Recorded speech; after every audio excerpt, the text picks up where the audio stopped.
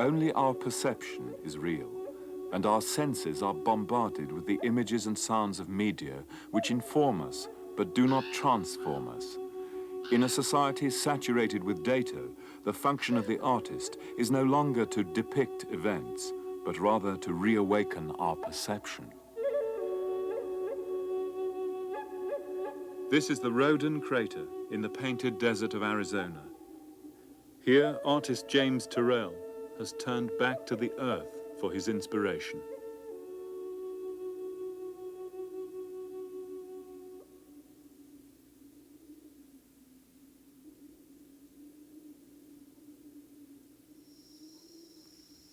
For the modern viewer to experience this work of art will be something of an act of pilgrimage.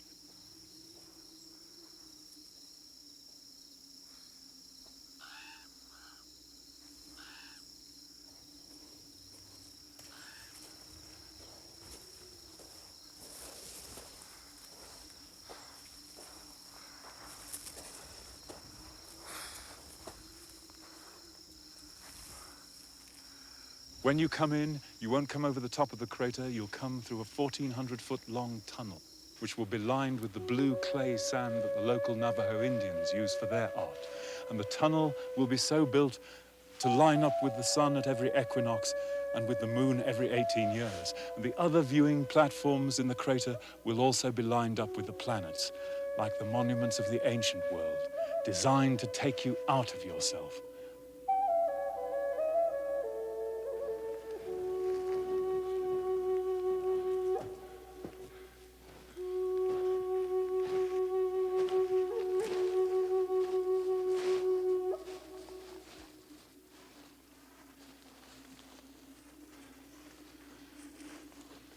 Out here, above the immensity of the painted desert, with volcanic cones stretching away to the horizon, is the very image of geological rather than human time. And yet what Turrell is trying to do up here is literally reshape nature with human hands. He's transforming this crater into a perfect circle, so that the modern visitor may come here and in this silence and solitude take in the clear sky of the North Arizona desert like a complete sphere. And in doing that, he's trying to restore to us some of that sense of magic, the power and the presence which the ancient monuments on earth possessed. The monuments of the Egyptians and the Maya, the ancient Greeks, the great stone circles and earthworks of Britain, like Stonehenge. All of them places which mediated between human beings, nature, the stars, and the cosmos, in the belief held by all so-called primitive peoples that human beings and the whole of creation were one. And like them, this is ultimately an architecture of space and light, the mystery at the heart of all art.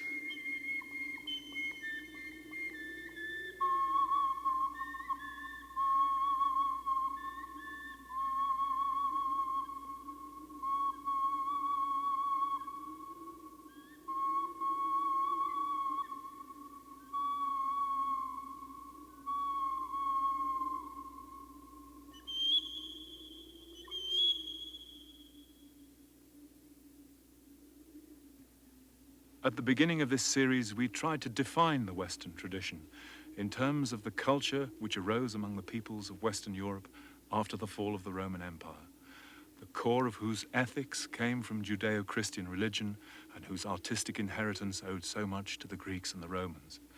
And in fact, much of what follows in the story of Western art can be seen as variations on the love-hate relationship that Western artists had with Greek and Roman classicism. But that is just one view. Every generation takes from the past what it needs to make sense of itself.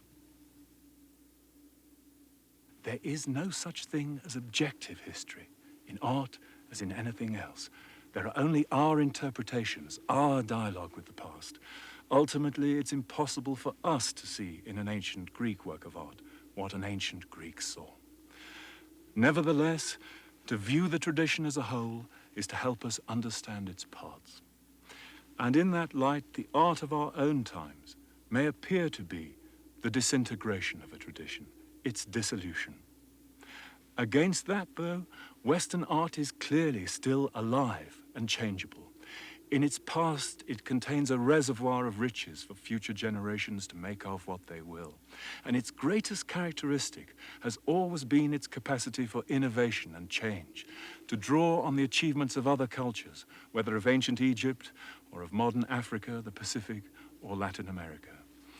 And so perhaps now, as our culture grows more and more global, the next phase of Western art, we'll see it reaching back to its great humane values, to its meditations on the human condition, and integrating them with the global culture of the 21st century.